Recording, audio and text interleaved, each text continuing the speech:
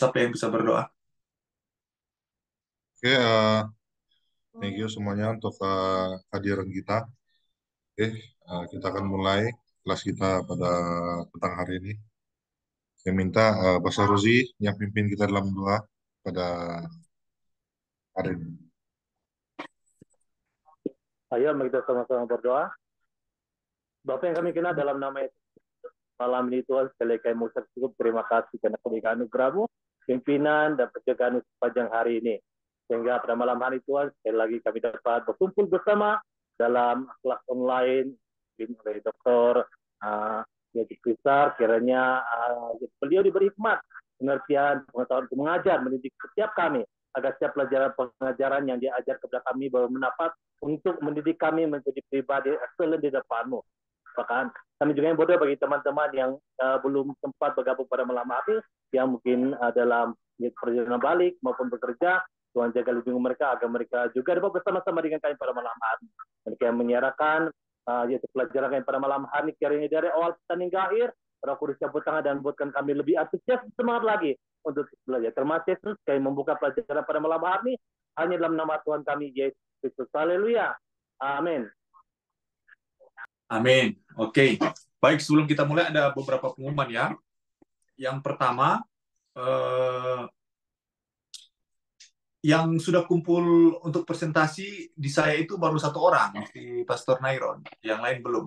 Apakah yang lain sudah siap juga atau belum? Nggak apa-apa, jujur aja, jujur. Nggak apa-apa. It's okay. Yang lain belum siap? Oh, belum. Iya. Oke. Kalau belum siap, oke, nggak apa-apa. Nanti saya coba pikirkan bagaimana caranya ya. Tapi kan saya harus kasih nilai ya. Nanti saya mau kasih nilai. Jadi begini saja. Tetap dibuat, walaupun tidak dipresentasikan, tetap dibuat ya. Tidak presentasi, tidak apa-apa. Tetap dibuat. Itu nomor satu. Yang kedua, di kelas buatlah pertanyaan. Nanti materi sebentar, buat pertanyaan. Nanti saya ambil nilai dari situ. Yang ketiga, open camp. Jadi mau makan, mau minum, mau jalan, mau tidur juga nggak apa-apa. Yang penting di open camp. Ketua kelas kasih nanti dibantu ya, diingatkan terus teman-teman. Di jalan nggak apa-apa. Lagi pacaran juga nggak apa-apa. Lagi nyanyi, lagi di kerja nggak apa-apa. Ya kecuali yang lagi di rumah sakit. Di rumah sakit juga sebenarnya nggak apa-apa. Tapi yang siapa tadi ada 2 orang ya. Oke. Jadi nanti kalau ada teman-teman yang masuk baru bergabung nanti ketua kelas diingatkan ya. Di Japri. Japri apa? Tahu Japri ya? Bahasa Malaysia tahu Japri. Hubungi langsung secara privat ya supaya mereka bisa. Ya, saya masih ada materi. Jadi karena tidak ada presentasi, saya masih ada materi. Sedikit materi ini pertemuan kita terakhir. Dan saya bawa pembicara hebat ini, terkenal ini kawan saya.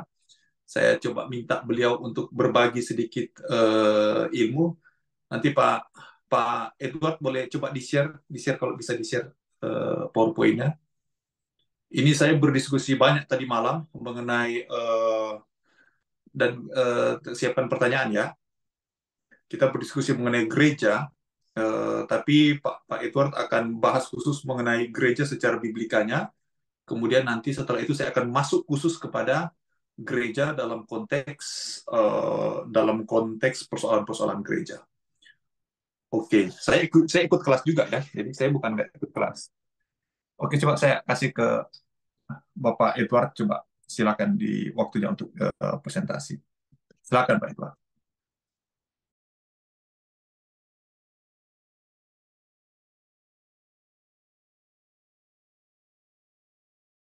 Belum unmute Pak Edward.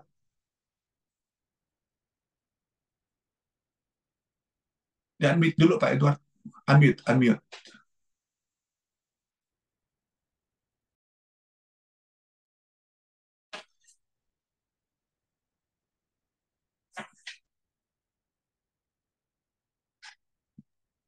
Oke, selamat malam semua. Boleh kedengaran suara saya? Boleh. Boleh.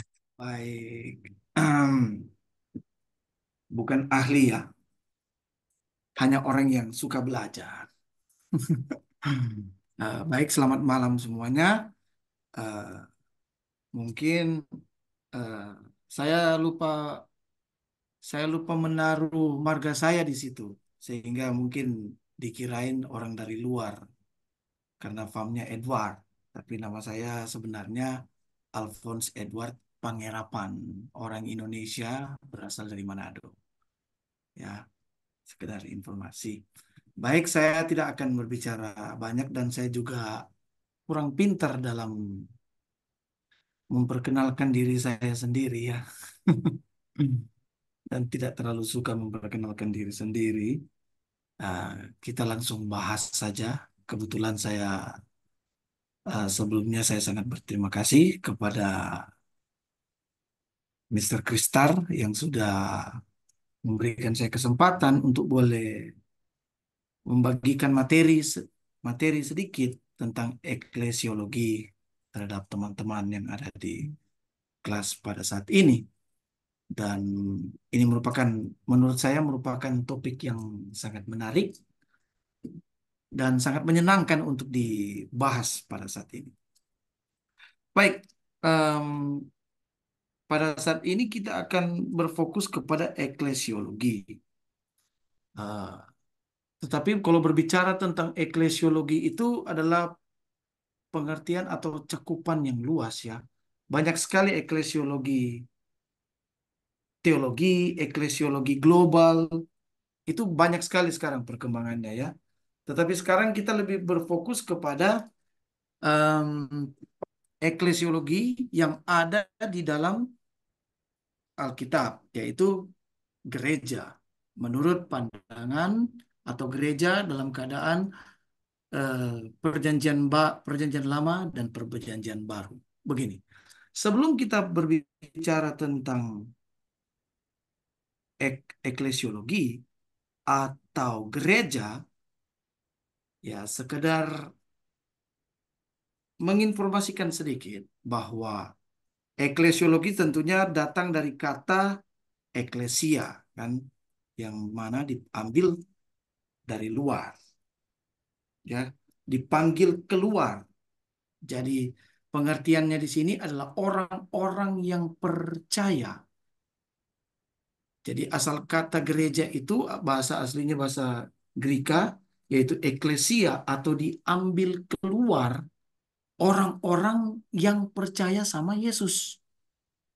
Orang-orang yang memiliki iman kepada Yesus. Itu pengertian eklesiologi. Secara umumnya seperti demikian. Ya. Nah, sebelum saya lanjut sampai di sini, kita mau samakan perspektif dulu. Karena bisa jadi kita memiliki perbedaan pendapat tentang eklesia di sini. Nah, saya mau bertanya kepada teman-teman.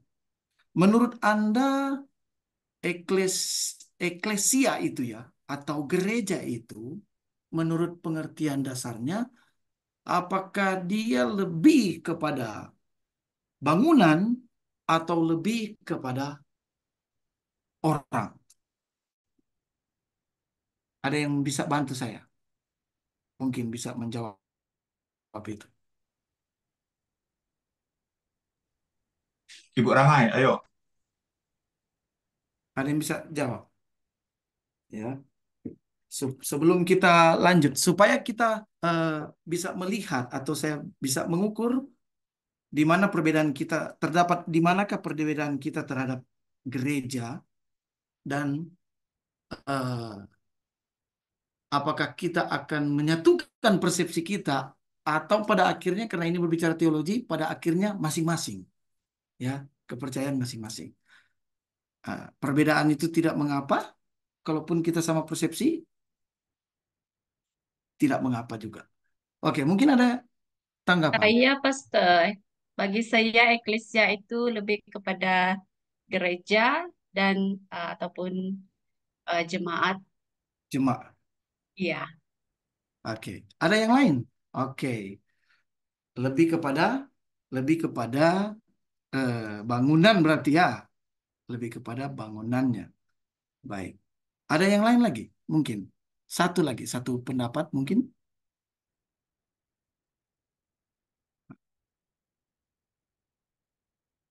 Baik. Kalau sudah tidak ada, saya lanjut. Nah, menurut beberapa para pakar Alkitab, dan Anda bisa cari itu di di internet, ya, bahwa ada beberapa pendapat yang mengatakan bahwa kata eklesia itu di dalam Alkitab itu disebutkan, di dalam Perjanjian Baru disebutkan sebanyak 115 kali. Dia disebutkan sebanyak 115 kali. Dan dari 115 kali kata eklesia itu keluar di dalam Perjanjian Baru,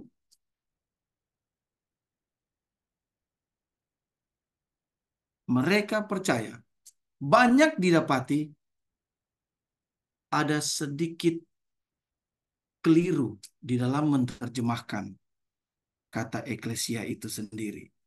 Mereka banyak menggunakan kata eklesia itu, ada beberapa Alkitab seperti Anda boleh buka di dalam Matius 16 ayat yang ke-18. Ya, Matius 16 ayat yang ke-18. Saya mohon maaf untuk eklesiologi ini, saya tidak sempat buat PowerPoint-nya. Ya, saya tidak sempat buat PowerPoint-nya karena pada waktu ditunjuk Mr. Kristal saya baru baca-baca sedikit informasi tentang ini. Ya, jadi Anda boleh buka di dalam Matius 16 ayat 18. Matius 16 ayat 18 ditranslate di situ ada kata Petrus di mana dia akan mendirikan gereja di atas Petrus. Begitu seperti itu kan? Ah, ditranslate di sini. Sementara para ahli Alkitab percaya bahwa ini adalah satu translate yang keliru karena mereka banyak mentranslate kata eklesia itu sebagai gereja. Anda boleh lihat di internet, bahkan saya punya situsnya, kalau mau saya bisa share nanti setelah kelas. Ada orang yang mengatakan bahwa eh, ini merupakan satu hal yang keliru, di mana mostly the Bibles they are wrongly use the words church.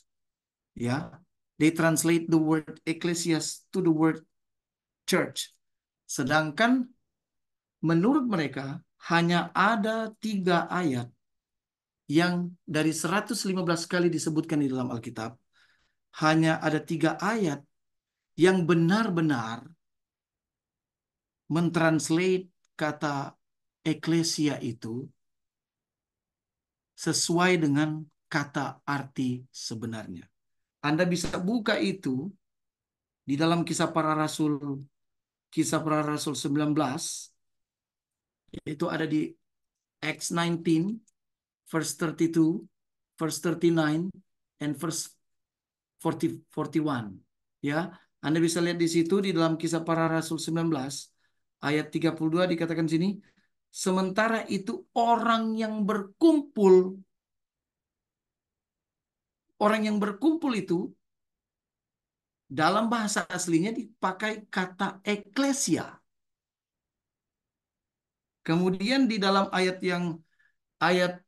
ke-39, ayat 39, dan jika ada sesuatu yang lain yang kamu kehendaki, baiklah hendakmu itu diselesaikan dalam sidang rakyat. Sidang rakyat. Kembali lagi kata eklesia itu keluar. Tapi di translate sini sidang. Tetapi kalau Anda pakai versi King James Version, mereka menggunakan hanya satu kata, yaitu assembly. Jadi eklesia itu diartikan sebagai assembly. Assemble, berkumpul. Assembly, perkumpulan. Ya, atau sekelompok orang, atau congregation, atau group of people. Ya. Jadi bukan lebih menuju kepada gedung tetapi atau bangunan, tetapi lebih menuju kepada orang. Dan ayat ke-41 juga. Acts 19 verse 41. Dan dengan kata-kata itu ia membubarkan kumpulan rakyat. kumpulan rakyat. Kalau Anda cek lagi di dalam bahasa Grikanya, keluar lagi kata eklesia di situ. Kumpulan rakyat ditranslate sebagai eh, eklesia, kumpulan rakyat.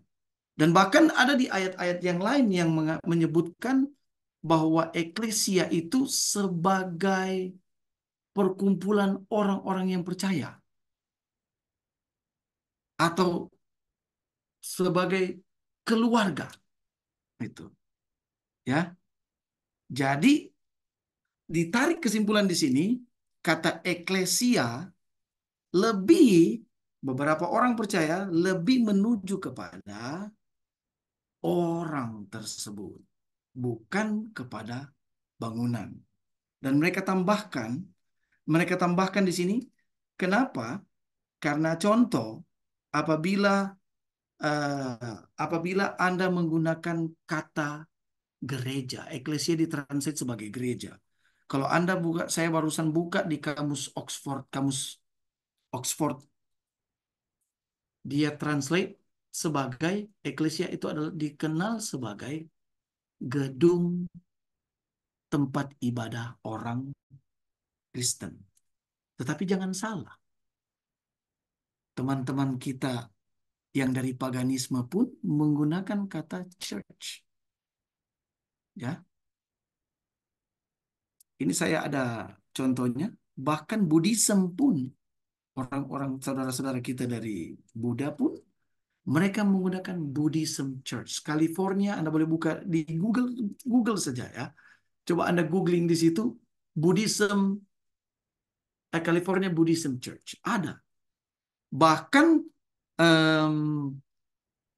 orang-orang pagan seperti, ada juga saya dapati di internet, Church and School of Wicca.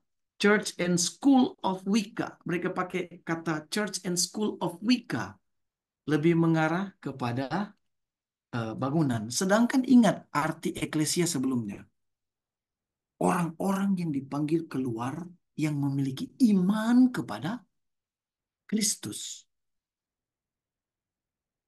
Memiliki iman kepada Kristus. Satanic Church menggunakan kata church. Apakah mereka bisa dikatakan iman kepada Kristus?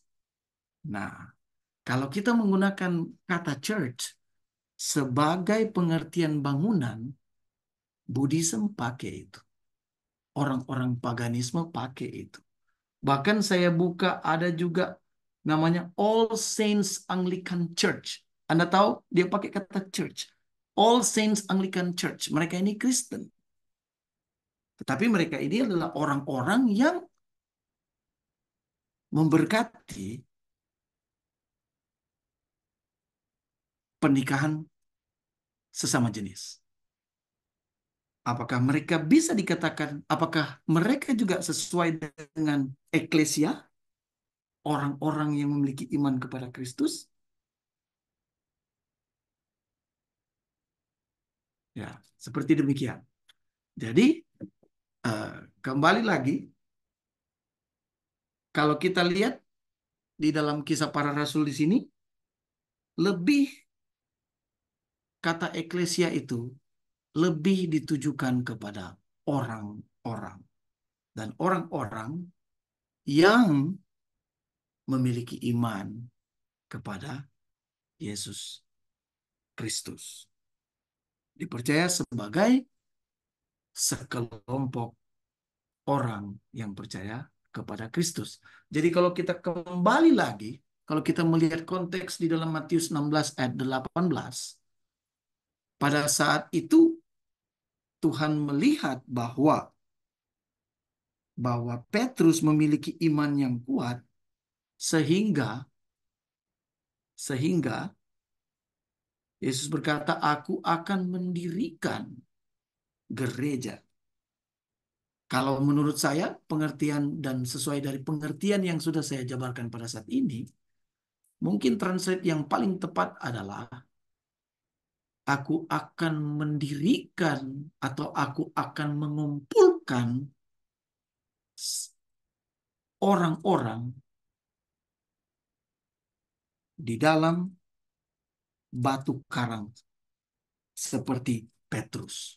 Orang yang kuat seperti Petrus. Di dalam dia aku akan mengumpulkan orang-orang yang memiliki iman kepada Yesus Kristus. Jadi seperti demikian. Jadi mungkin ini sedikit pembukaan untuk eklesiologi, eklesia. Baik, kita lanjut. Nah sekarang, kita berbicara tentang perbedaan gereja. Nah, yang paling common dan yang paling menarik ini kita membahas tentang perbedaan gereja di zaman Perjanjian Lama dan gereja di zaman Perjanjian Baru. Dan tentunya kalau teman-teman pelajari di sini memang benar-benar sangat berbeda. Sangat berbeda tentang tata ibadah. Dan itulah yang akan saya bahas sedikit tentang perbedaan gereja di zaman Perjanjian Lama dan perbedaan gereja di zaman Perjanjian Baru. Kemudian, yang pertama, di dalam Perjanjian Lama, kalau kita berbicara tentang fokus dan tujuan, Perjanjian Lama itu mereka berfokus pada bangsa Israel dan perjanjian Allah kepada mereka. Anda bisa lihat di sini dari fokus, sedangkan di Perjanjian Baru fokus dan tujuannya itu fokusnya berfokus kepada Yesus dan penggenapan nubuat. Kemudian dari tujuan di dalam Perjanjian Lama, tujuan untuk memelihara hubungan Allah. Jadi gereja itu dibuka untuk memelihara hubungan Allah dengan mereka dan menubuatkan kedatangan Yesus. Sementara tujuan di dalam Perjanjian Baru, mereka bertujuan untuk menyebarkan kabar keselamatan melalui Yesus Kristus kepada seluruh dunia dan membangun persekutuan orang-orang percaya. Nah, dari fokus dan tujuan di sini, selain kita menemukan beberapa perbedaan, ada beberapa informasi yang saya suka mau bagikan kepada teman-teman. Sehubungan dengan tujuan untuk memelihara hubungan Allah dan menubuatkan kedatangan Yesus. Okay.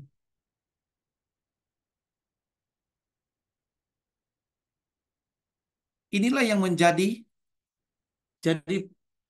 permasalahan. Disinilah letak permasalahan sehingga yang banyak kita sebagai orang Kristen percaya bahwa sepertinya orang Israel pada saat itu mereka memiliki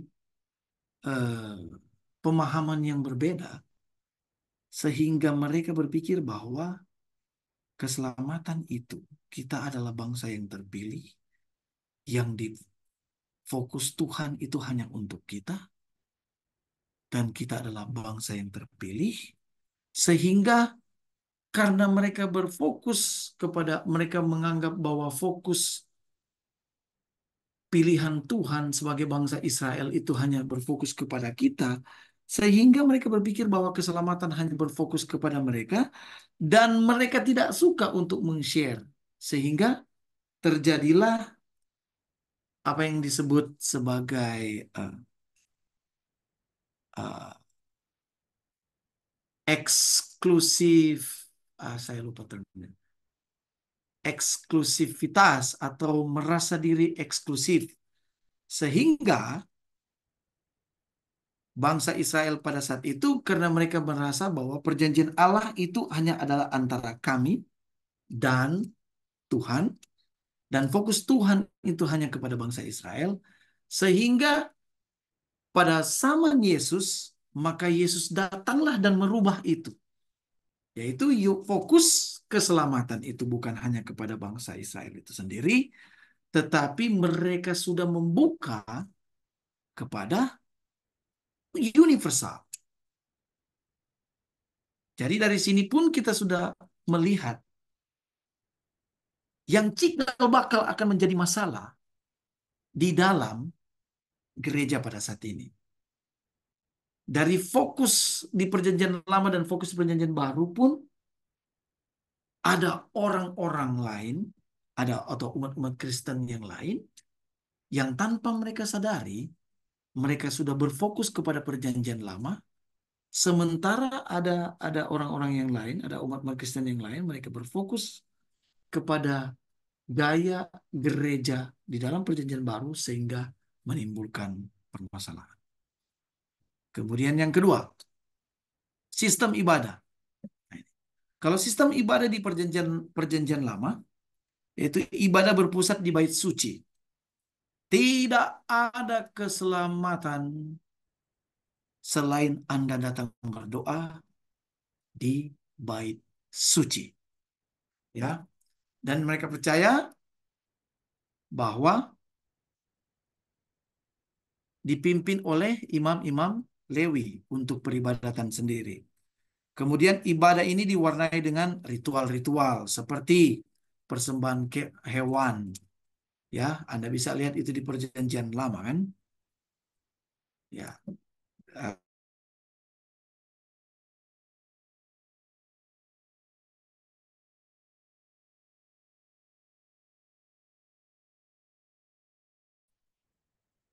Dan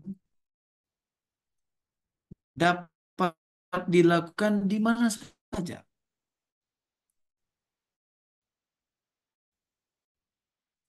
Itulah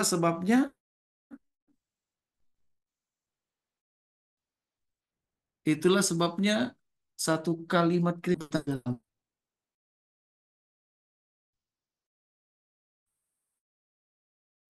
di dalam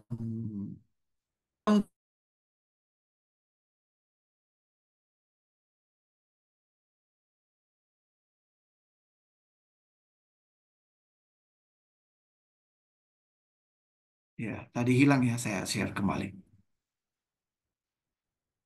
Nah, begini. Di mana ada 2-3 orang berkumpul, maka di situ ada Tuhan. Ini adalah konsep perjanjian baru. Karena ibadah itu bisa di mana saja. Sementara kalau di perjanjian lama, semuanya berpusat keselamatan itu hanya ada di Yerusalem, di Bait Suci. Itulah sebabnya orang Galilea, orang dari Kapernaum, semuanya berbondong-bondong ke Yerusalem. Beribadah di sana.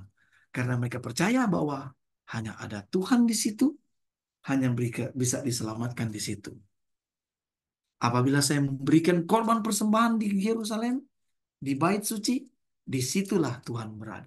Sementara konsep inilah, jadi ini adalah konsep budaya yang pada waktu zaman Yesus dia datang, dia rubahlah. Ya, di mana ibadah itu tidak terikat lagi di Bait Suci Yerusalem, tetapi ibadah itu tempat di mana saja kita melakukan. Di mana kita 1, 2, 3 orang berkumpul, maka di situ ada Tuhan. Konsep seperti ini tidak dipakai di perjanjian lama. Kemudian, ibadah menekankan lebih kepada aspek spiritual dan hubungan pribadi dengan Allah melalui Yesus Kristus. Makanya tidak heran kan orang-orang Kristen sekarang banyak mereka gunakan, inilah diriku, here I am, Lord. Itu kan adalah konsep penyangkalan diri, memberikan diri untuk dipakai oleh Tuhan. Inilah diriku yang berdosa. Nah, itu adalah konsep perjanjian baru. Seperti begitu tidak dipakai di dalam perjanjian lama. Sistem ibadahnya. Kemudian, kita dapati juga perbedaan yang lain. Keanggotaan. Keanggotaan di dalam konsep perjanjian lama itu, keanggotaan itu hanya terbatas pada bangsa Israel. Dan itu hanya berdasarkan pada keturunan. Keanggotaan hanya terbatas pada bangsa Israel. Sementara konsep keanggotaan di dalam perjanjian baru, keanggotaan gereja itu terbuka bagi semua orang. Nah, ini adalah salah satu eksklusivitisme. Saya bisa pakai kata itu ya. Jadi, mengapa bangsa Israel sangat mengeksklusifkan diri terkesan? Apakah salah mereka? Kalau kita lihat dari konsep perjanjian lama, ini adalah konsep yang diperintahkan oleh Tuhan. Yang mana kami sebagai bangsa Israel, saya sebagai bangsa Israel, itulah sebabnya yang menjadi anggota di dalam peribadatan itu, gereja itu hanya boleh orang Israel.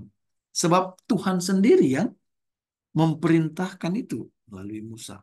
Sedangkan di perjanjian baru, semuanya itu, Yesus pada waktu dia datang, dia rubah paradigma itu.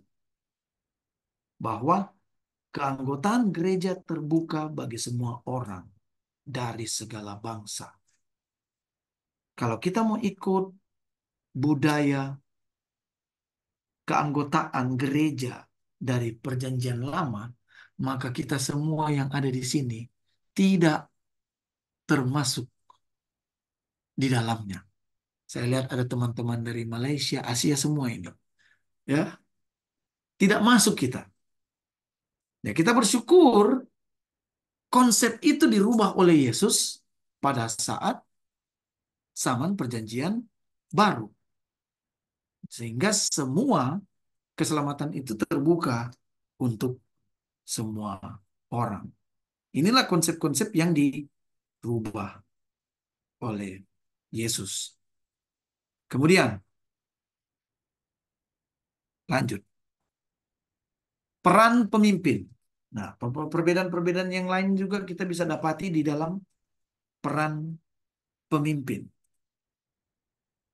Di dalam perjanjian lama, gereja di dalam perjanjian lama, pemimpin gereja itu adalah para imam-imam Lewi yang bertanggung jawab untuk memimpin ibadah, memelihara bait suci, dan mengajarkan hukum Taurat.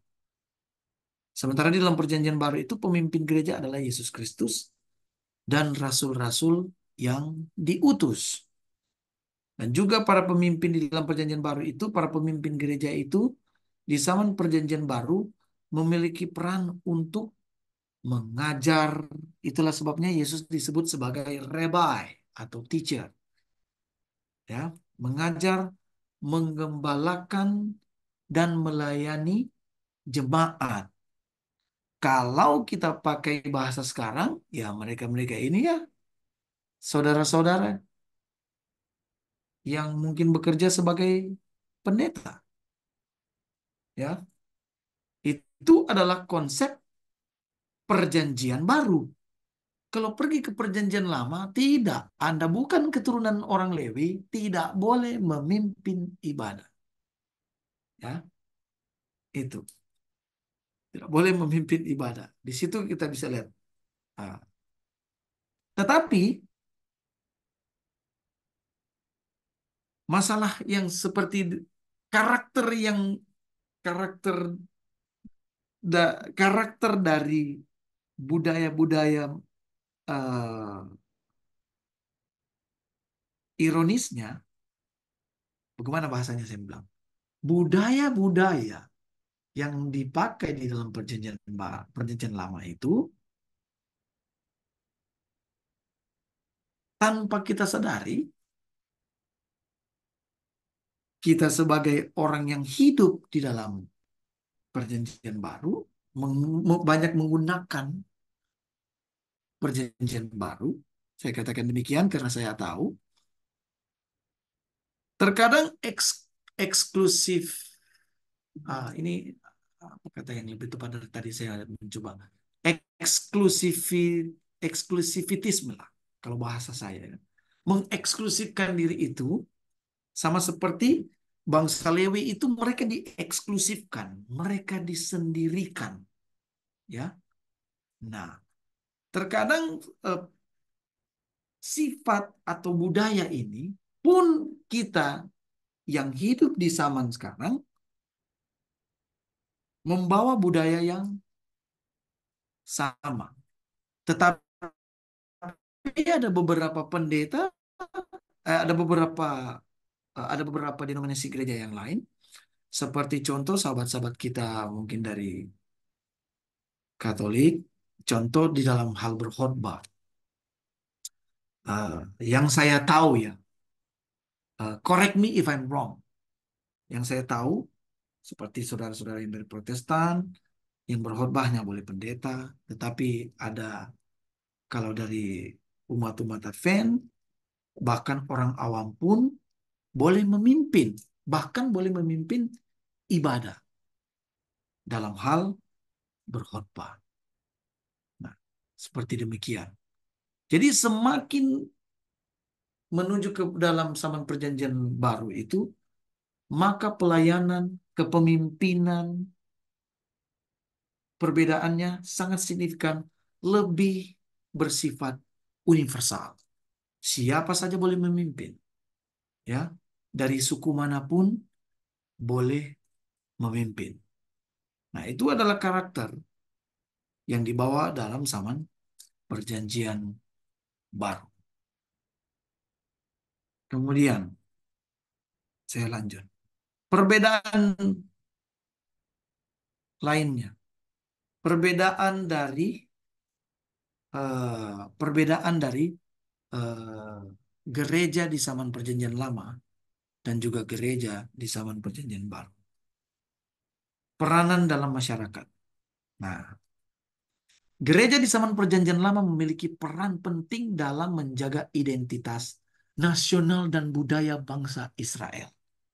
Nah, bahkan kalau Anda baca buku The Last Week dari Marcus Borg dan John Dominic Cruzan, Yerusalem itu, bait suci itu bukan hanya mengurus urusan-urusan agama, tetapi budaya dan politik. Ya, kalau dalam peranan masyarakat, gereja di dalam zaman perjanjian lama itu memiliki peran di dalam masyarakat. Jadi, untuk sensus, Anda bisa lihat di dalam cerita Tuhan Yesus sendiri apa? Untuk mau sensus penduduk, Yesus sendiri harus sensus di mana? Harus sensus di Yerusalem. Jadi kalau kita mau urus KTP, harus ke Yerusalem. Mau ya, seperti demikian. Karena peranan gereja atau peranan bait suci Yerusalem pada saat itu sampai urusan-urusan politik, urusan budaya, pendidikan, semuanya berpusat kepada bait suci yang ada di Yerusalem. Nah, ini ada hal yang menarik. Hal yang menarik di sini adalah itulah sebabnya pada waktu Yesus datang ke bait suci. Pada waktu Yesus datang ke bait suci, disinilah yang dia protes pada waktu dia melihat bahwa dia lihat Yerusalem merupakan tempat rumah Bapakku. Pada waktu Yesus katakan, rumah Bapakku engkau jadikan sarang penyamun. Ya kan? Dia marah kan? Semua kita tahu ceritanya. Pada waktu Yesus datang ke Yerusalem, kemudian dia marah, dia mengobrak-abrik ya semua dagangan-dagangan yang ada di depan di depan Ka'bah Yerusalem itu, sehingga banyak orang berpikiran bahwa Yesus melarang untuk berjual beli di depan Ka'bah. Pak, kalau di dalam bukunya, eh, dalam buku The Last dalam buku The Last Week, di situ dikatakan bahwa peranan bait suci yang sudah sangat dalam di dalam peranan politik. Bahkan Imam Kayafas itu sendiri, untuk mempertahankan jabatannya, dia harus sering melaporkan keadaan keadaan eh, keadaan bangsa Yahudi pada saat itu kepada Pontius Pilatus. Dan ini adalah hubungan, jadi begini, zaman kekaisaran Romawi pada saat itu yang menjajah mereka, mereka yang mengontrol semua kekuasaan, bahkan segala aktivitas di dalam aktivitas di Bait Suci Yerusalem itu dikendalikan oleh penguasa tertinggi yaitu Romawi pada saat itu. Nah, Imam Kayafas ini sebagai tokoh yang bergerak di dalam keagamaan dan juga sebagai orang yang politik, dia ini yang nanti akan melaporkan dan tentunya harus memiliki hubungan yang baik. Nah, inilah hubungan yang saya katakan hubungan politik. Harus memiliki hubungan yang baik. Sebab kalau tidak, dia menyelamatkan jabatannya, ya. Dia menyelamatkan jabatannya sebagai pemimpin tertinggi di dalam Bait Suci Yerusalem. Dia harus menjaga hubungan yang baik terhadap pemerintah tertinggi saat itu yaitu Roma. Tetapi pada saat yang tertentu juga dia yang akan mengurus. Jadi karena berhubungan dengan politik seperti demikian, maka pada saat Kayafas melihat ada orang-orang posisi seperti Yesus itu datang dan mengganggu upacara-upacara keagamaan yang dipercaya bisa mendatangkan rebellion atau pemberontakan. Saya lupa ada satu pemberontakan yang sangat terkenal di zaman Yesus itu terjadi. Pemberontakan itu adalah pemberontakan sekelompok Eseni. Mereka ini dari kelompok-kelompok Eseni. Jadi kelompok Eseni ini adalah kelompok orang-orang yang mempelajari gulungan-gulungan kitab suci. Mereka ini adalah orang-orang yang sangat menentang akan posisi Yerusalem. Karena mereka percaya di Yerusalem itu sudah dipenuhi dengan politik. Dan memang kalau kita lihat peranan bait suci pada zaman Yesus itu sangat berhubungan dengan budaya dan bahkan politik. Ya, itulah sebabnya waktu Yesus datang, engkau menjadikan rumah Bapakku saman politik. Kalau kita mempelajari maksud dan tujuan Yesus di sini bukan menegur tidak boleh berdagang, tetapi yang dia tegur di situ adalah sudah masuk unsur politik di dalam rumah Tuhan. Itu. Karena apakah Kayafas salah? Tidak salah. Karena dia harus menjaga hubungan yang baik supaya dia dipertahankan untuk tetap menjadi pemimpin dan supaya dia mendapatkan perlindungan, maka dia harus memiliki hubungan politik yang baik dengan pemerintah tertinggi pada saat itu. Dan pada waktu Yesus datang, semuanya inilah yang dirubah. Tidak lagi berfokus kepada Yerusalem, di mana mereka percaya keselamatan hanya ada di situ, tidak lagi berfokus di situ, tetapi di zaman perjanjian baru memiliki peran bahwa peran gereja di dalam zaman perjanjian baru itu membawa perubahan dan pembaharuan dalam masyarakat serta menjadi terang, ya, dan garam bagi dunia. Itu konsepnya. Dari sini kita sudah sangat melihat bahwa peran gereja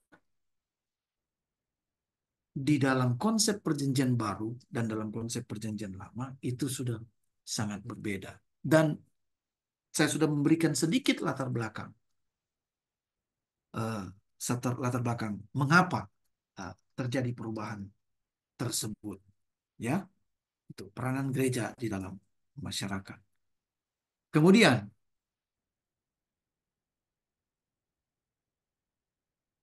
pandangan tentang masa depan.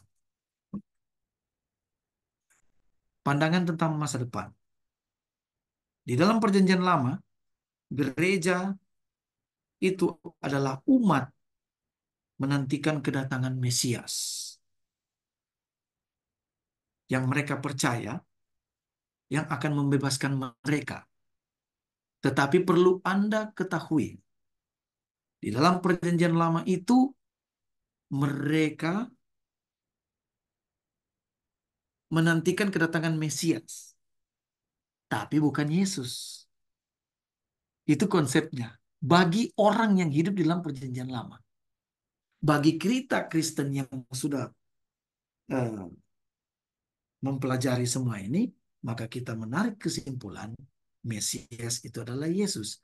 Tetapi orang-orang yang hidup di dalam perjanjian lama itu, mereka tidak mengenal Yesus.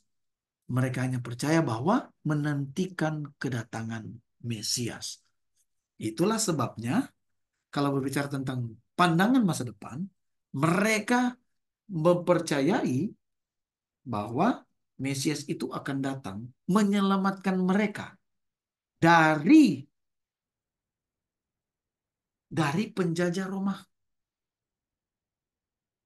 Nah, ada satu hal yang menarik di sini. Anda bisa lihat, menurut buku, mungkin Anda perlu mempelajari ya, buku-buku yang dari Crossan mengatakan begini. Crossan mengatakan begini. Menantikan kedatangan Mesias. Menurut konsep Mesias, bagi orang, kita seringkali mempelajari Alkitab itu terlalu rohani. Tapi konsep Mesias di dalam perjanjian lama itu adalah konsep seorang pahlawan. It's like a hero. It's like for Indonesian, we're just like the Messiah, it's just like a Pangeran Diponegoro or Insinyur Soekarno as a national hero.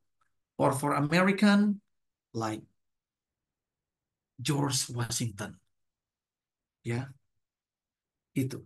Mereka percaya sebagai Mesias, sebagai orang yang akan menyelamatkan atau membebaskan mereka dari urusan politik. Dari urusan politik.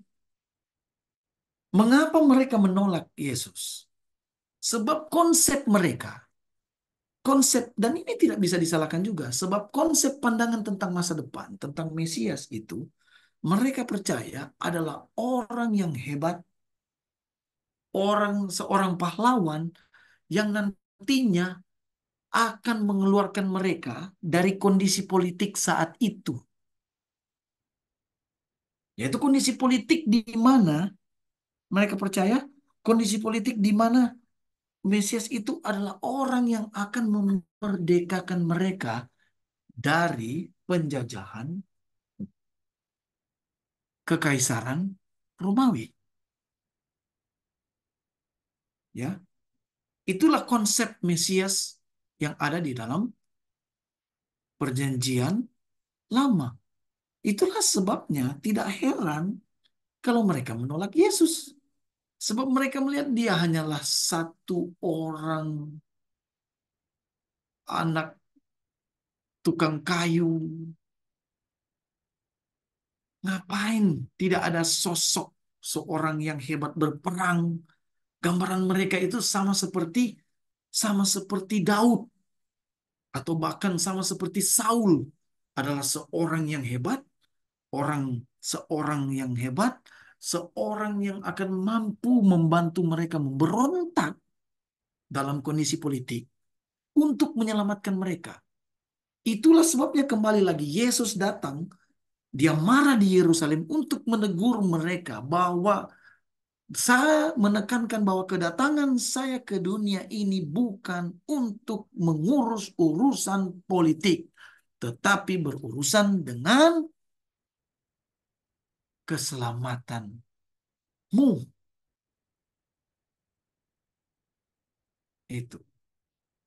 Itulah sebabnya mereka menolak kedatangan Mesias. Sementara di Perjanjian Baru, mereka sudah mengenal Yesus.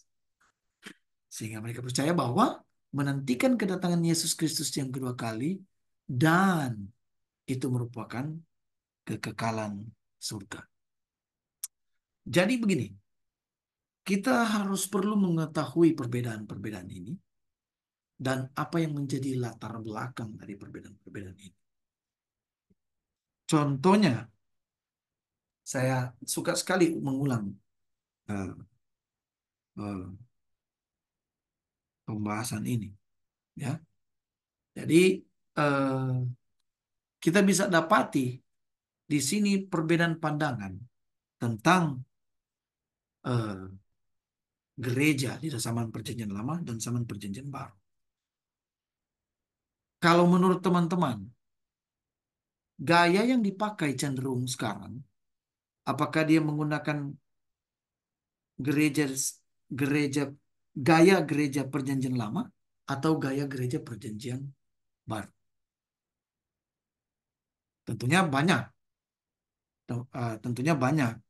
Yang akan menjawab kita banyak menggunakan Perjanjian Baru. Tetapi saya dapati di internet juga dan banyak saya dapati di buku-buku yang lain, bahkan ada teman-teman dari denominasi gereja yang lain pun yang masih menggunakan gaya perjanjian lama di dalam peribadatan, di dalam kepemimpinan, di dalam eh, keanggotaan, dan lain-lain sebagainya. Baik, eh, kita lanjut. Perbedaan antara gereja. Ah, ini sudah kesimpulan ini. Wow, ternyata topik saya sangat singkat ya. Saya pikir ini sudah cukup banyak. Ternyata sangat pendek. Nah, kita sudah tiba di kesimpulan. Ya, karena saya diberikan waktu 2 jam, jadi mungkin kita akan membahas tentang perbedaan dari uh, uh, Jam juga bisa, Edward. bagaimana? 3 jam Bagaimana juga Mister bisa, Kita? 3 jam. 3 jam juga Oh, bisa, 3 jam. 3 jam. Mereka senang Oh, kalau lama-lama. oh, oke. Tapi bahan saya Agak dua rupanya jam, sudah 2 jam habis. aja, 2 jam. Bahan saya sudah habis, sudah sampai di kesimpulan di sini. Ah, teman-teman bisa lihat di sini. Nah, sampai di sini ada saya mau tambahkan. Ya, ini supaya kita tambah pengetahuan ya. Oh,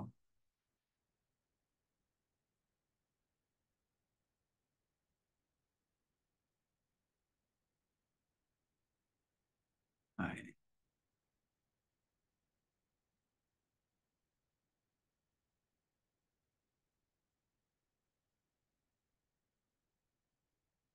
Nah, inilah.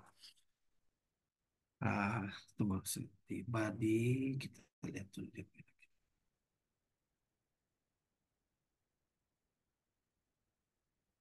Nah, ini mungkin di sini. Ini sedikit kita lari dulu sedikit dari konteksnya. Kita lari dari sedikit dulu dari konteks. Tetapi informasi ini akan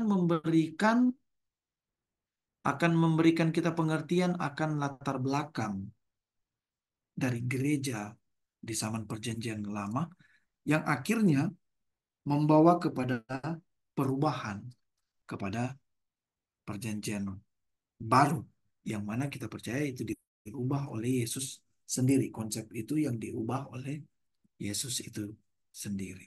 Nah, begini.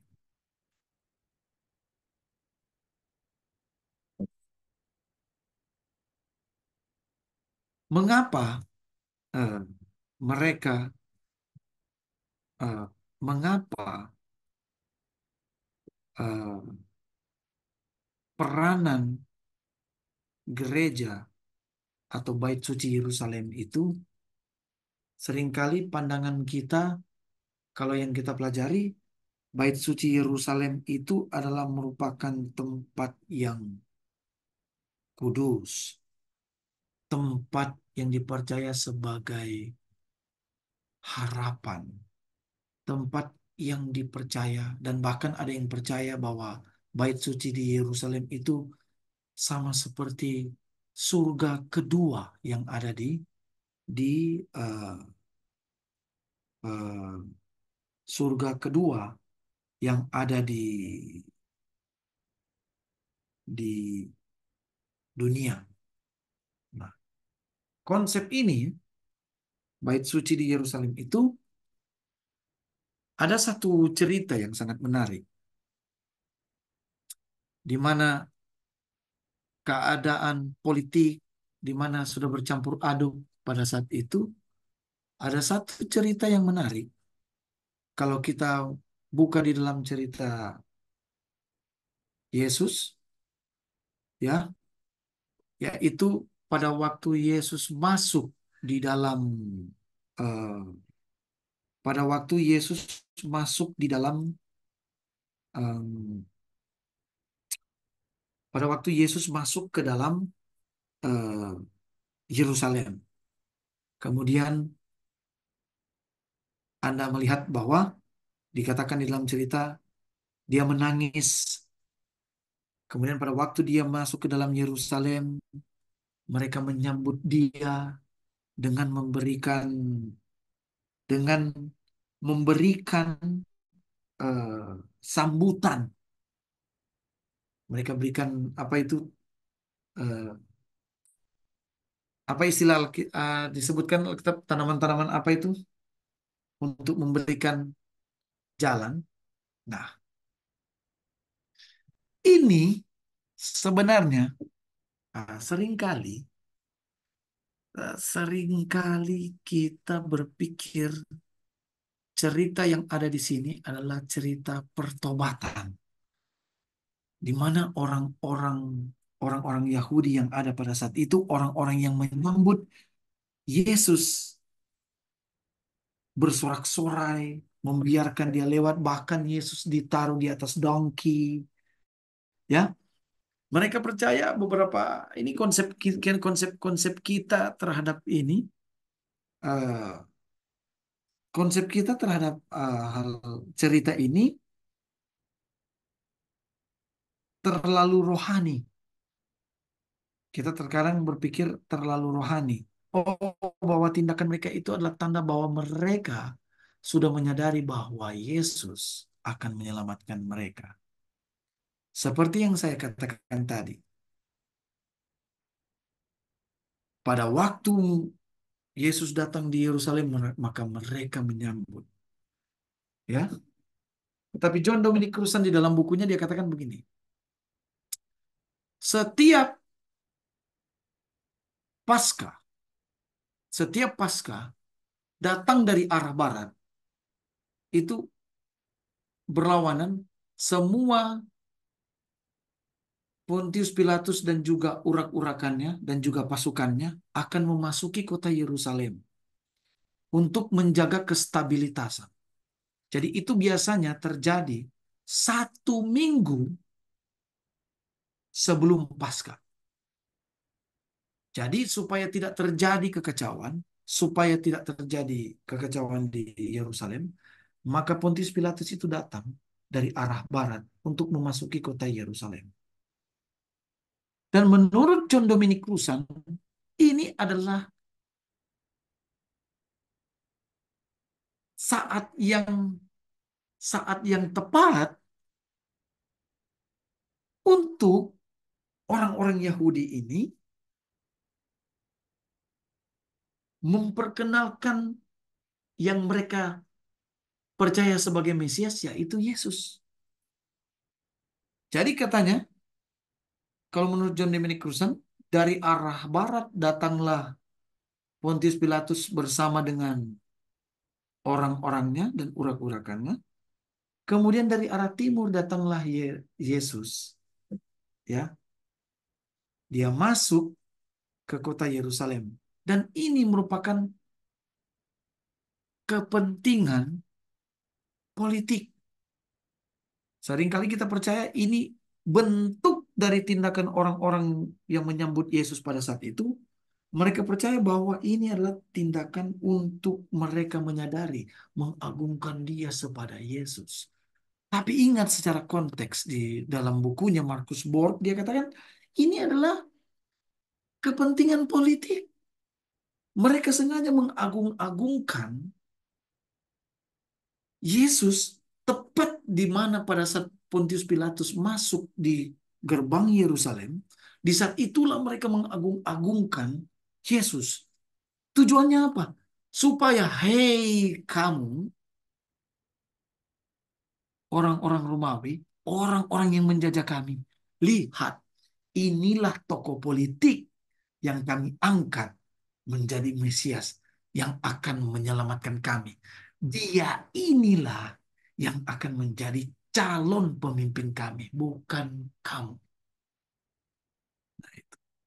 Ya, menurut John Dominic Cruzan, ini ada unsur politik yang terjadi pada saat itu. Itulah sebabnya mereka katakan, mereka sambut. Jadi itu tindakan mereka itu seringkali kita pandang sebagai tindakan mereka menyadari bahwa Yesus itu adalah penyelamat agung. Yes, as a savior, but not as a savior to bring your soul to the heaven or to your God, but to be the person as a hero to brought us safe from the colonialism, dari penjajahan. Itu.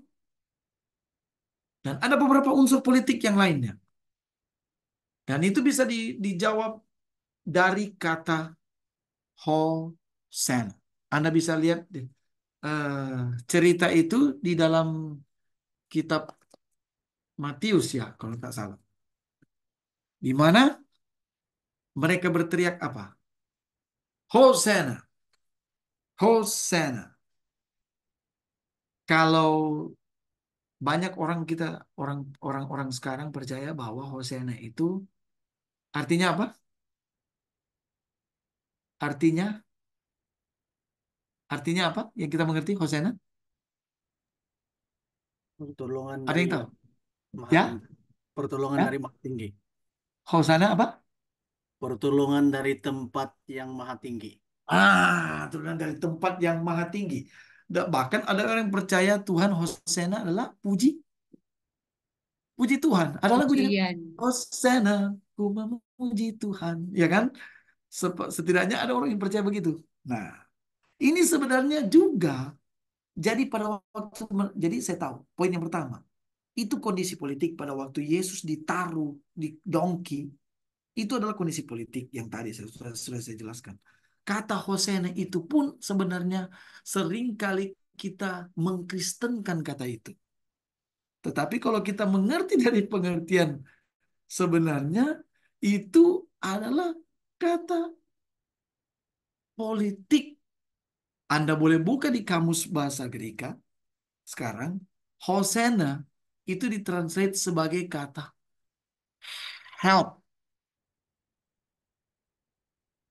Ditinggikanlah dia yang ditinggikanlah dia Tuhan di tempat yang maha tinggi. Hosanna. Arti sebenarnya itu help. Jadi pada waktu Yesus berada di mereka agung-agungkan di atas keledai, mereka katakan Tuhan tolong.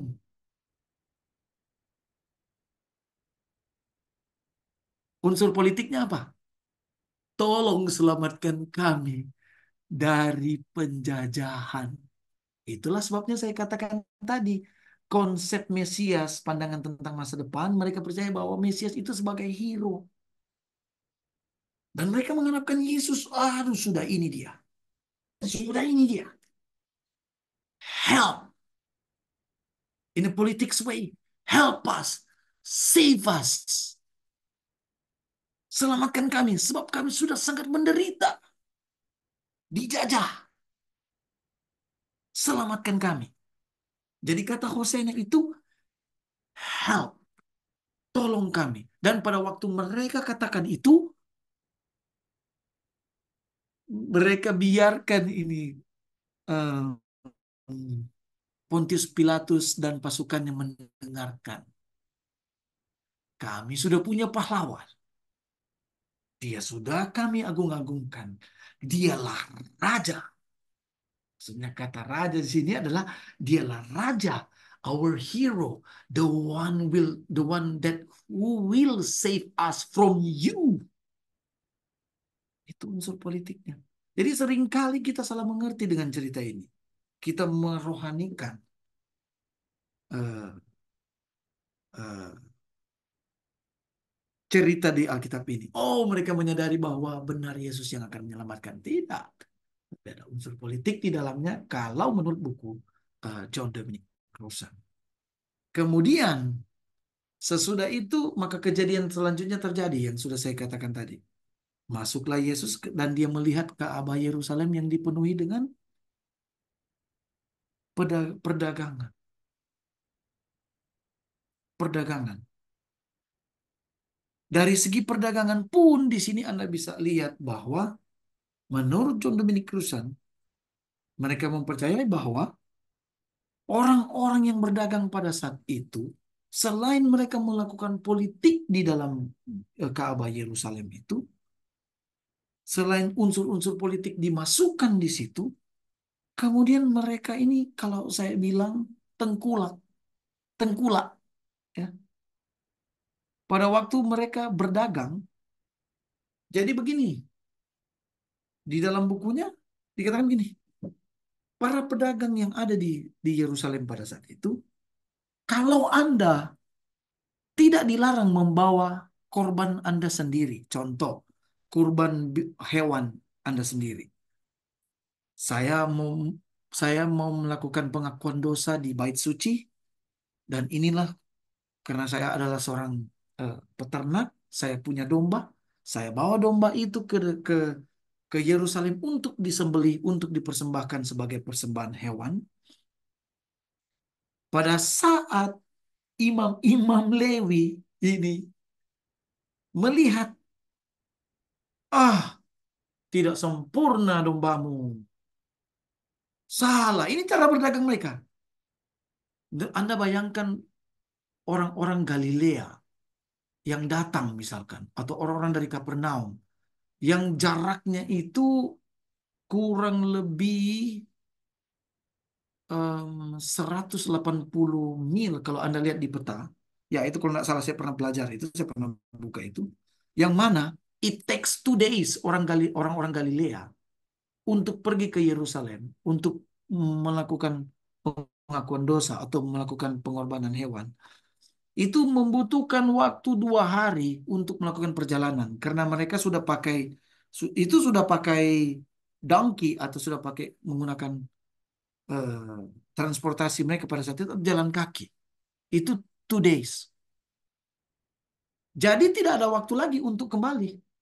Jadi kalau imam sudah bilang, karena mereka pakai hukum Musa kan, di mana mempersembahkan persembahan itu harus yang sempurna dan tidak bercacat.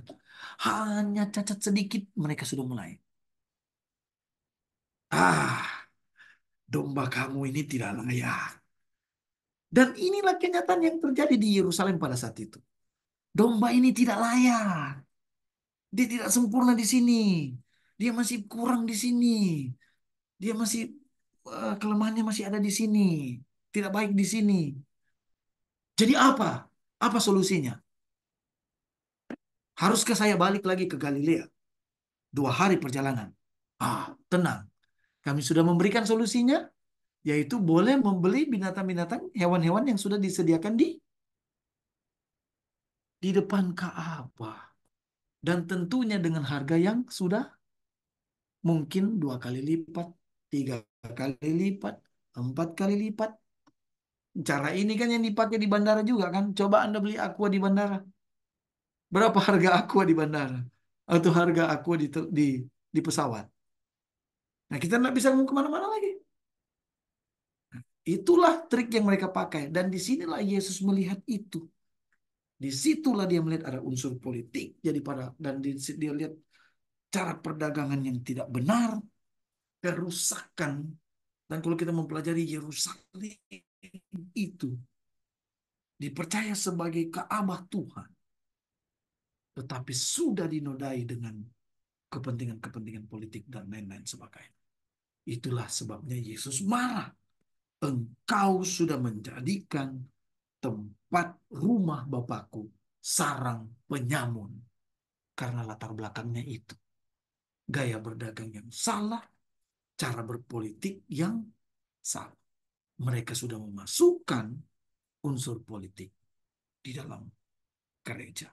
Mereka sudah mengambil keuntungan dari umat-umat yang mau datang dan berdoa kepada Tuhan. Itulah sebabnya pandangan gereja di dalam perjanjian lama itu yang sudah diperintahkan oleh Musa turun-temurun itu, pada waktu Yesus datang maka dia rubahlah pandangan-pandangan itu, oleh karena didapati banyak praktek-praktek yang sudah salah.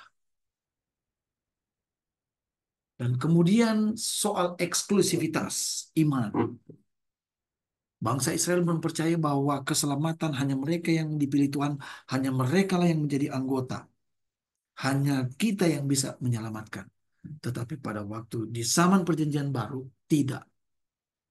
Dari awal Tuhan memberikan keselamatan itu adalah keselamatan yang bersifat universal. Bukan hanya berfokus kepada satu suku tertentu. Nah, inilah yang terjadi seringkali kita harus mengerti tentang perbedaan yang melatar belakangi sehingga pandangan tentang gereja itu berubah oleh karena perubahan-perubahan tersebut dan oleh karena praktik-praktik yang terjadi di masa lampau. Baik, sampai di sini mungkin ada pertanyaan dari teman-teman atau mungkin ada tambahan. Karena itu tadi saya cuma menambahkan eh, untuk mengulur waktu ini. Saya lihat masih ternyata kurang banyak topik saya ya, atau saya yang terlalu cepat di sini. Ya, mungkin teman-teman ada pertanyaan sehubungan dengan perbedaan gereja di zaman Perjanjian Lama dan Perjanjian eh, Perjanjian Baru. Sistem ibadah, keanggotaan sudah saya terangkan tadi, peran pemimpin. Ya, peran pemimpin. Itu dia. Oke, dari teman-teman mungkin ada pertanyaan atau tanggapan.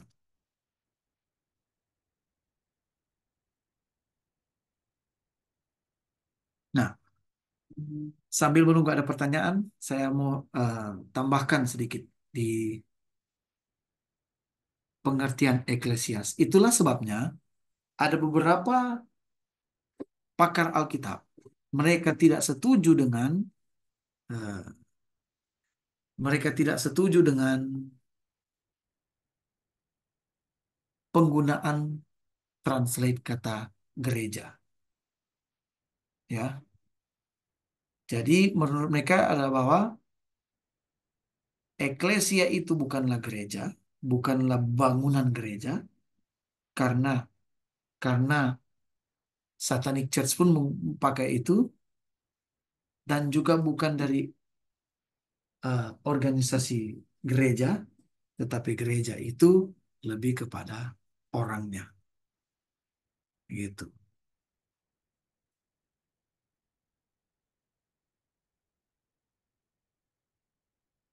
Oke, mungkin dari teman-teman ada tambahan atau pertanyaan, dan persilakan. Ya, Pastor, saya ada pertanyaan. Iya, Ya, tadi mari. Pastor ada mention tentang Katolik dan Protestan, tentang Nah, ya, cara mereka kan. ya, Jadi saya ya. hanya mau tanya tentang uh, Hmm. perbezaan eklesiologi Katolik dan Ya, Protestan ataupun denominasi yang lain. Dan oke. adakah itu relevan untuk penggunaan pada zaman sekarang? Sebab saya tidak tidak memahami, bukan saya tidak ada pengalaman di gereja Katolik, jadi saya ada insting untuk mengetahui perbezaan antara eklesiologi Katolik dan Protestan. Ya, Oh, maksudnya tata ibadahnya atau ya, yang tata ibadah ataupun apapun yang berkenaan tentang pemimpinnya, tentang konsep, tentang sistem ibadah, semua yang telah Pastor mentionkan sebentar tadi lah. oh, oke. Mungkin Pastor Kristar boleh bantu dulu? Bagaimana? Ya, terima kasih. Suara saya kedengaran jelas. Boleh, boleh, boleh. Oh ya, baik. Jadi yang pertama, kalau dari persoalan hierarki organisasi di pertemuan pertama, kalau Bapak Ibu masih ingat bahwa sistem organisasi dari Gereja Katolik itu adalah mereka punya hierarki dari pimpinan pusat di Vatikan, yaitu Paus, sampai kepada tingkatan-tingkatan yang ada di daerah. Nah, ini berbeda dengan misalnya dari gerakan Pantekosta ataupun dari gerakan misalnya gereja-gereja Calvinis atau gereja-gereja Lutheran. Tidak ada sistem hierarki seperti ini. Yang ada itu adalah sistem gereja lokal. Nah, ini yang membedakan secara organisasi gereja Katolik dengan gereja-gereja Protestan. Itu yang pertama. Kemudian yang kedua, ada teologi dari gereja Katolik yang menganggap bahwa Petrus di atas batu karang ini, ada yang ingat ayat Alkitabnya? Nah, disitulah berdasarkan kajian teologi itu, maka sahabat-sahabat kita, umat-umat Katolik itu menganggap bahwa Paus itu merupakan perwakilan Allah di bumi. Ya, karena ini konteks kita akademik, sehingga saya tidak akan masuk ke dalam perdebatan itu. Bapak Ibu bisa punya pendirian teologis masing-masing yang berbeda. Kita tidak perlu saling memaksakan. Nah, tapi itu pandangan dari gereja Katolik. Bahwa Paus itulah yang diterjemahkan, Paus Petrus diterjemahkan sebagai batu karang, the rock, sebagai landasan Kristus, perwakilan Kristus yang ada di bumi. Sedangkan gereja-gereja Protestan menolak hal ini. Itu secara teologi. Kemudian secara eklesiologi, secara tata ibadah mereka, maka gereja Katolik itu menganut paham di mana hanya kaum klergi, ada yang tahu ini bahasa Gerikanya ini, kaum klergi yang dapat mengambil bagian pada ibadah-ibadah, pada ritual-ritualnya. Sedangkan kalau di gereja Protestan, maka kaum awam itu bisa untuk mengambil bagian di acara-acara gereja. Tidak harus kuliah ambil S2, tidak harus ambil S3. Semua orang itu bisa berkhotbah, bisa melayani Tuhan, bisa jadi penyanyi. Kalau ada konteks gereja Katolik, maka sudah ada orang-orang yang dikhususkan untuk melakukan ritual-ritual ini, atau disebut dengan klergi. Ada juga namanya laos atau laity. Itu orang biasa, orang awam. Nah, kurang lebih seperti itu kalau berbicara mengenai perbedaan antara gereja Katolik dan gereja Protestan dalam konteks gereja, baik secara organisasi, secara ritual ibadah, dan yang lainnya. Mungkin itu dari saya. Silakan saya kembalikan ke Pak Edward. Ya, jadi boleh jelas itu? Oke. Saya mau tambahkan juga, bukan hanya Katolik, Pastor Kristar tadi sudah tambahkan, bahkan dari Advent sendiri yang saya tahu gereja yang memiliki struktur organisasi itu, ya Advent juga memiliki struktur organisasi yang sama seperti itu. Ya, di mana kami punya dari General Conference turun sampai ke bawah, kemudian Dari General Conference pergi ke divisi Asia, dari Asia kemudian turun ke kalau di Indonesia dia dibagi menjadi eh, conference. Dari divisi turun ke conference, conference Indonesia bagian timur, conference Indonesia bagian barat. Dari conference ini maka turun ke daerah-daerah. Dari daerah-daerah turun lagi em, apa ya? Dari daerah maka turun ke apa yang kami ya dari daerah turun ke jemaat gitu. Seperti itu. Jadi ada. Jadi begini, secara umum sistem sistem gereja secara organisasi itu di dalam perjanjian baru ada yang masih menggunakan gaya perjanjian lama, ada yang sudah tidak. Ada juga gereja yang sudah eh, menggunakan sistem perjanjian baru dan juga ada yang tidak. Jadi seperti begitu. Eh, Mungkin ada yang lain lagi tambahan.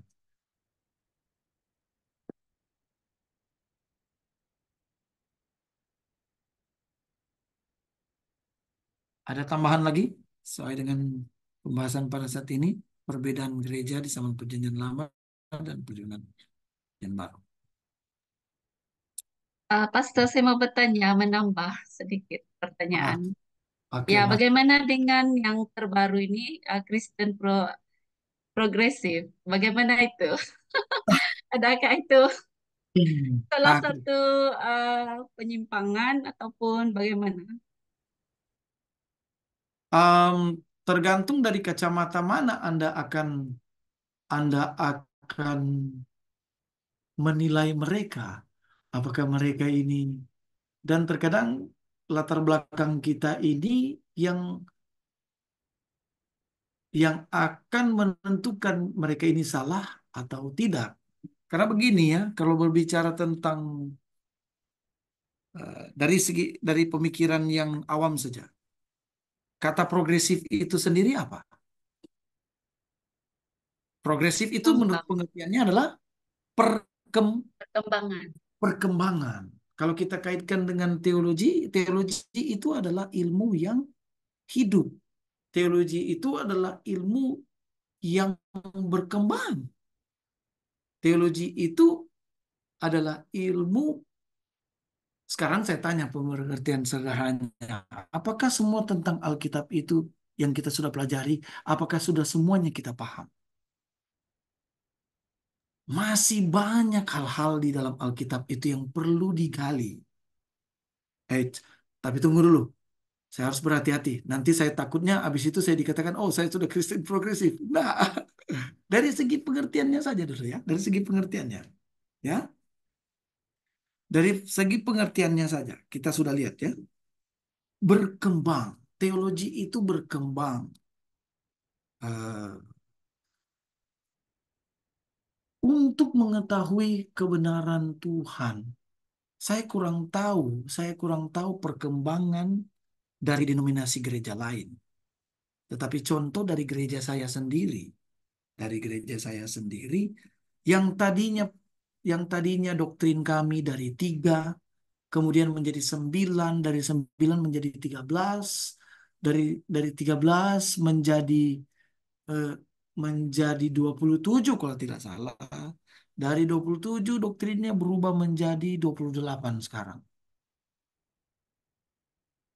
Apa itu artinya?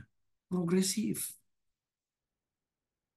Dan progresif itu ilmu Alkitab itu karena dia hidup akan banyak hal-hal baru. Dan kita pakai konsep bahwa Alkitab adalah sumber pengetahuan dan banyak sekali pengetahuan yang ada di dalam situ yang belum diketahui. Setelah kita mempelajarinya, setelah kita mempelajarinya, maka kita akan memahami sesuatu yang baru. Dan sesuatu yang baru itu, oh saya baru tahu ternyata begini. Itu progresif itu namanya. Pemahaman baru yang saya mengerti itu progresif itu namanya. Nah, setiap denominasi memiliki pagar masing-masing. Contoh yang membatasi jangan sampai kamu lari dari Advent, lari dari Protestan, dipagari. Nah, yang seringkali berbahaya di sini, berkembang mempelajari Alkitab itu lebih jauh, itu tidak tidak mengapa. Tetapi contoh kalau saya orang Katolik, oh ada ajaran-ajaran Katolik yang tidak boleh kamu menyimpang dari situ. Kalau kita sudah keluar dari situ, nah dari umat Katolik akan menganggap Anda sudah salah. Nah, kalau tadi dikatakan apakah mereka salah atau benar, dari segi arti, mereka tidak salah. Karena saya mau mengamati mereka juga. Bahwa mereka adalah orang-orang yang suka mempelajari Alkitab. Mereka pakai gaya klasik mempelajari teks Alkitab dengan mentranslate bahasa aslinya.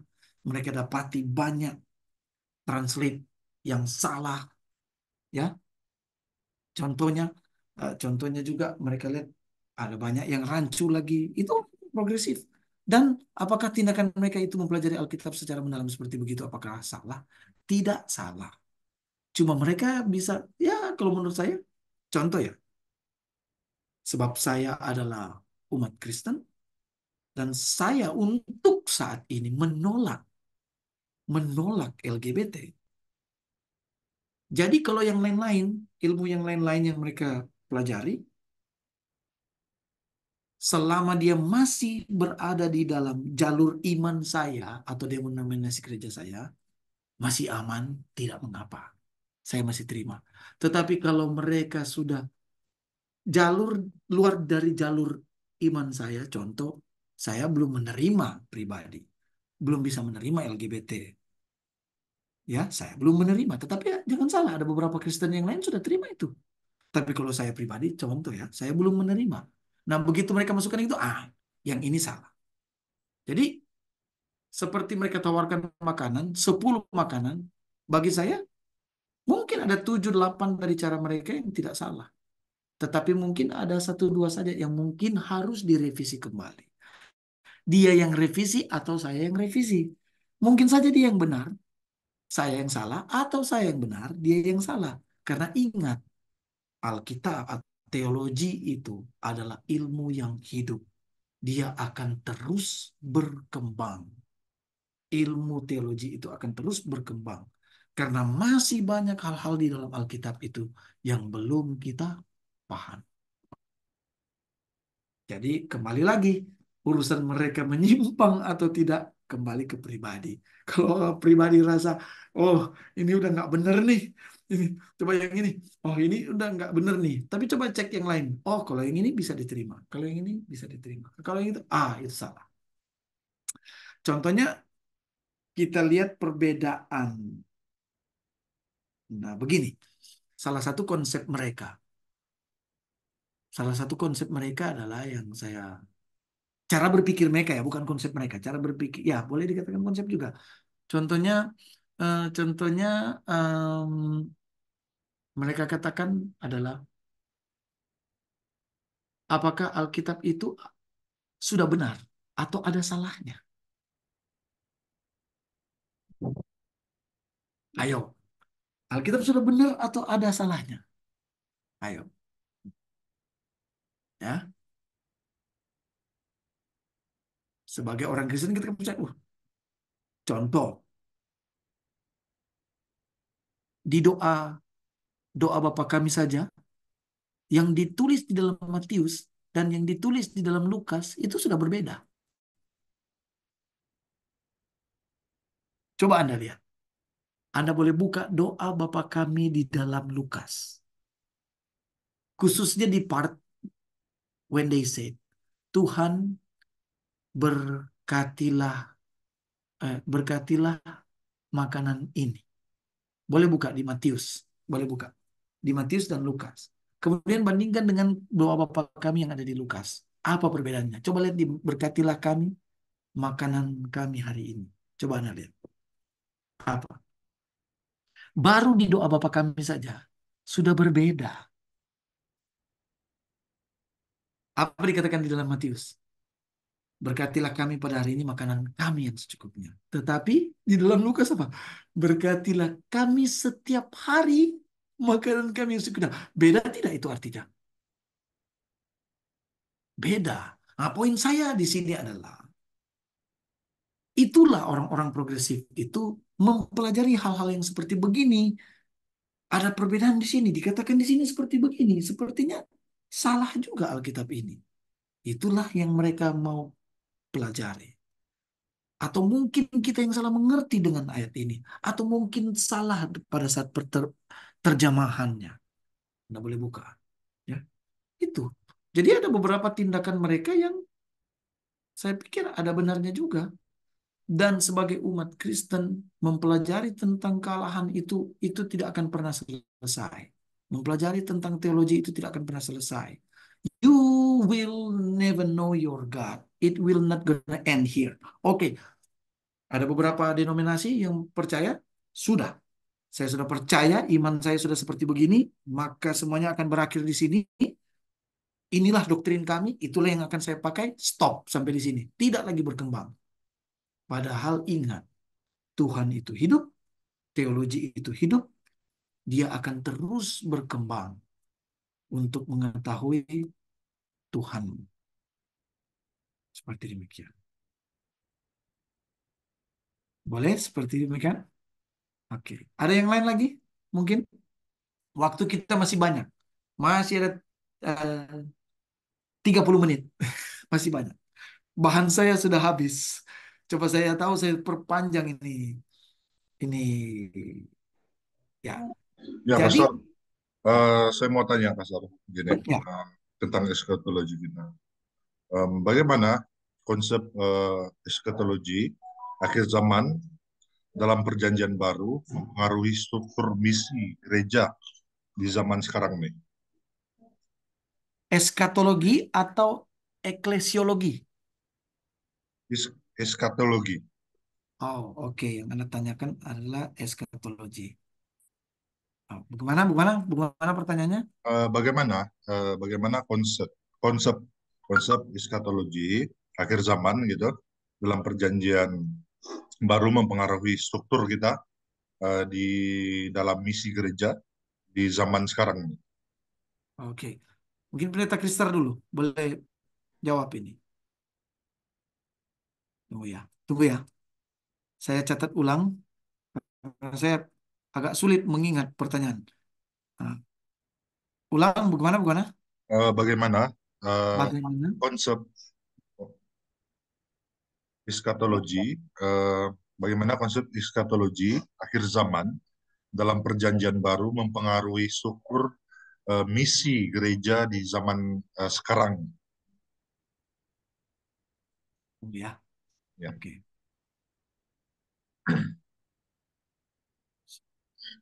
Pendeta Kristar.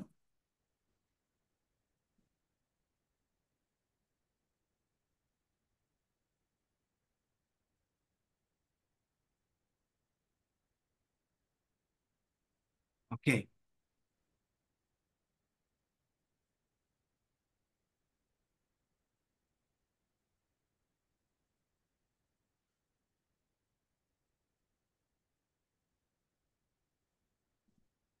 Baik.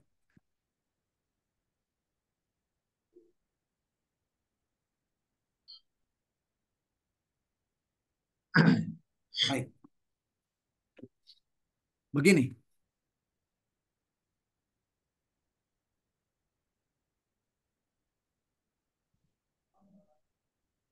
Eskatologi itu kan kalau dari segi pengertian kita bahwa eskatologi itu eh, eskatos ya, dari Ya, kata eskatos dan logos. Logos itu adalah ilmu pengetahuan. Eskatos itu pengetahuan terakhir, ya kan?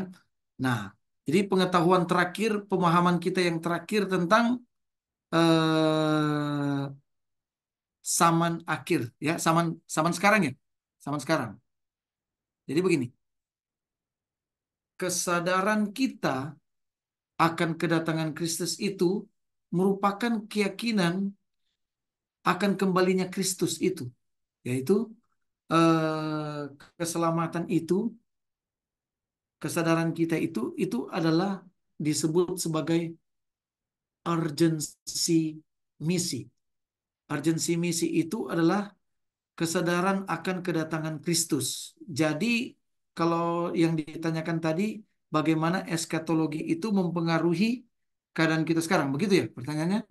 Nah, jadi kesadaran kita itu, eskatologi itu kan adalah ajaran terakhir, pengetahuan terakhir kita di mana ada hubungannya dengan akhir zaman. Jadi itu adalah bentuk urgensi misi. Itu disebut sebagai urgensi misi di mana kesadaran kita akan kedatangan Kristus, di mana setiap keyakinan akan kembalinya Kristus itu mendorong gereja untuk lebih aktif. Atau ya, di gereja-gereja zaman sekarang. Karena Yesus sudah mau datang. Maka ini urgent. Yesus sudah mau datang, maka sudah harus kita bekerja. Sudah harus. Karena mereka percaya itu adalah kesadaran misi. Urgent, ini urgent. Kemudian mereka percaya bahwa penting itu keselamatan itu, bahwa keselamatan itu bukan hanya untuk satu orang, tapi untuk semua. Makanya itulah sebabnya eklesia, orang-orang eklesia atau orang-orang umat Tuhan ini, orang-orang gereja ini, mereka perlu untuk bekerja untuk menyelamatkan orang-orang ini, yaitu apa? Menginjil. Kalau tidak menginjil, bahkan ada beberapa denominasi katakan apa? Anda tidak menginjil, Anda tidak selamat. Ya kan? Itu disebut urgensi misi. Misi yang sudah urgent, sudah harus. Ya. Kemudian peran gereja di dalam sejarah. Eskatologi itu dia memberikan makna bahwa keberadaan gereja di dunia itu mendorong untuk berperan aktif dalam mewujudkan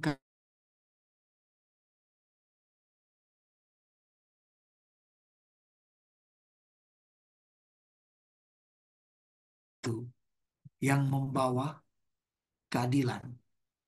Itulah sebabnya kita diharapkan seperti seorang pahlawan. Umat-umat Kristen itu, Kristen kok suka bohong. Kristen kok di zaman sekarang itu ya. Itu urgent. Karena urgent. Sehubungan dengan pelajaran eskatologi akhir itu, pengetahuan Alkitab kita tentang Tuhan, di mana Tuhan itu akan segera datang, maka dunia itu harus segera diselamatkan, maka gereja itu supaya banyak orang yang datang kepada Tuhan, maka kita harus berlaku adil.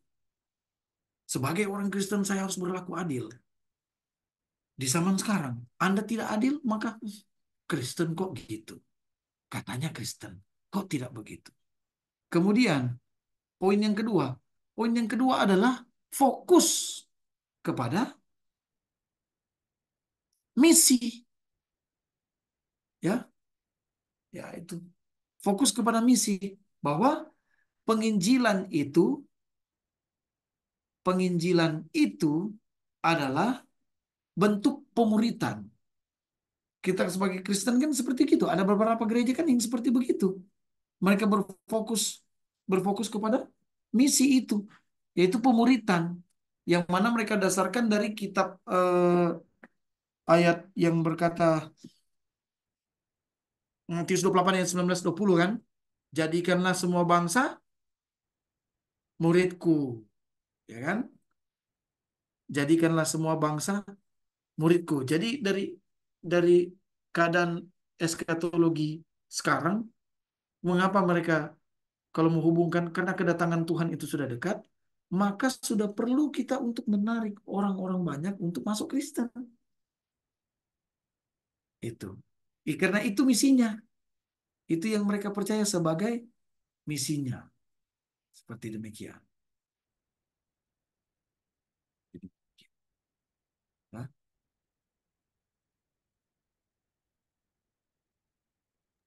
Thank you, Pastor. ya, Terima kasih. boleh. Gambar saya kok agak hilang sini ya. Di sini nampak, Pastor. Di sini nampak. Ada kelihatan. Oke. Boleh.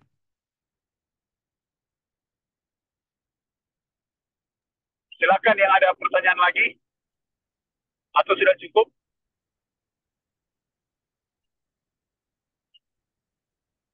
Kayaknya sudah pengen mau presentasi, makanya kalian nggak mau bertanya. Ya. Oh, mereka Silakan. ada presentasi hari ini. Masih ada?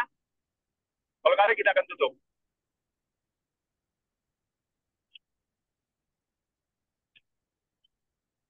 Ya oke, baiklah. Kalau sudah tidak ada, ambil gambar dulu lah sebelum kita lupa. Ketua kelas bisa ambil gambar dulu. Siap, Pastor. Minta Pastor Ridwan boleh tutup slide-nya duluan. Oh, oke. Oke. Kita mau ambil Ah, foto. boleh saya foto dulu? Saya Ya, juga kita ambil foto dulu, Pastor. buat kenang-kenangan ya. Ya, Ya, nanti mahasiswa akan ambil foto, Pak Edward. Mahasiswa akan ambil foto. Oke. oke. Tolong kasih off dulu Ah, slide-nya. nanti kan share ya. Ya, Pastor, nanti. Ya, Ya. slide-nya di off dulu. Oke, mari kita buka kamera semua dengan senyuman semuanya. Ayo. Nah, Pak Sri nih baru muncul di pulau. Oke, 1, 2, 3. Oke, thank you. Terima Thank kasih. you untuk Oke, dengar pengumuman ya. Jadi yang masuk tugas ke saya sampai tadi baru 3 dari ketua kelas, itu harusnya kita presentasikan. Jadi tolong sisanya dimasukkan ya untuk tugas terakhir biar saya ada penilaian. Selain saya akan menilai juga yang on cam dan tadi yang ada beberapa yang bertanya. Tapi saya nggak pelit nilai kok. Ya, saya baik nggak pelit nilai. Kalau berhalangan kan bisa kasih tahu ya. Oke. Pastor, Oke. sudah ada 6 tugasan yang sudah saya antar ke Pastor. Oh, oke, saya belum cek. Yang terakhir saya periksa Ya. baru 3. Ya, oke, Ya. terima kasih ya. Ya, Pastor. Oke, terima kasih semua. Sampai kita ketemu lagi di kelas lain. Say thank you to Pak Edward also. Terima kasih ya, Pak Edward. Ya, Sampai kita terima kasih. ketemu di Sarawak, di Sabah, ataupun di Bogor, ataupun di Kakas, ataupun di Yunani. Di lain kesempatan ya. Terima Oke, kasih, God Pak bless. Edward. Ya. Oke, God bless semua. Materi akan saya kirim semua di grup. Dan Ya, ini Pastor. hari